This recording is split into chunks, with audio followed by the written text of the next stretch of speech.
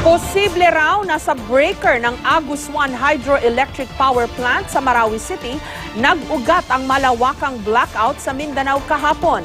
Hindi pa man matiyak, masusi itong iniimbestigahan ng Department of Energy. Samantala, hindi pa rin tapos ang kalbaryo ng mga taga Mindanao dahil sa rotational brownout na nararanasan doon. May report si Sandra Aguinaldo.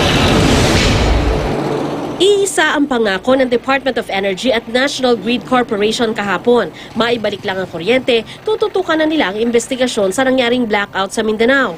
Gumugulong na ang pag-iinspeksyon sa mga planta, pero hanggang ngayon, hindi pa rin malinaw ang pinag-ugatan ng insidente. Sa Agus 1 Hydroelectric Power Plant sa Marawi City, nagsimula ang sunod-sunod na tripping ng mga planta.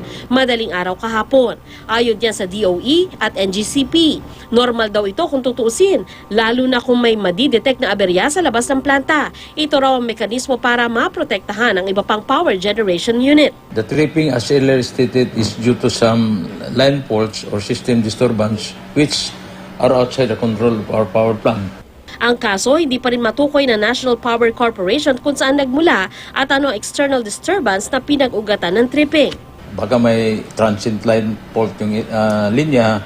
Kung ang isang linya may ginawa, may pinutol, whatever yung isa rin yun ang result sa linya. Hinala naman ng DOE sa isang breaker nagmula ang aberya.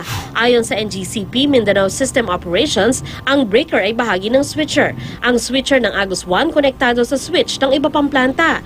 May mekanismo naman daw para maiwasan na madamay ang ibang planta sa problema ng isa sa kanila. Kaya iimbestigahan kung bakit nauwi pa rin sa blackout ang insidente. Sabi ni Secretary Petilla, posibleng kulang sa maintenance ang Agus 1. At kung sakasakaling papalitan ito, sabi ko, you work together with NGCP and NPC kung paano nyo gagawin ang pag-maintain nito. I'm instructing NGCP and NPC right now to work together and just make sure this is maintained. Bahala na kung sinong gagastos nito. Gate naman ng NPC, February 24 pa sarado ang breaker at na-activate lang nang magkaroon ng external disturbance noong February 27. Kaya hindi tamang sisihin ang breaker. Wala rin daw silang problema sa mga gamit at pasilidad. Kasabay na investigasyon sa blackout, tinututukan din ng Energy Department ang rotational brownout. Ang dating ang 2 oras na brownout sa Zamboanga del Sur, naging 4 na oras pa. Ang Cotabato City naman, nawalan pa ng supply ng tubig dahil sa brownout. Sa dalas naman ang pagpapatay-sindi ng kuryente, sumabay sa problema ang pagkasira ng mga generator set sa maraming establishmento. Sa ngayon, island mode tayo, yung capacity lang ng generator natin ang ginagamit natin ngayon.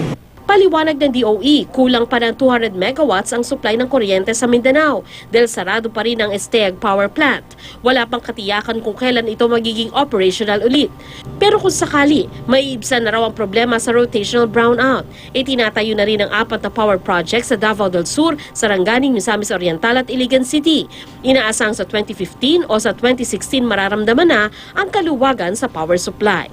Sandra Aguinaldo, GMA News.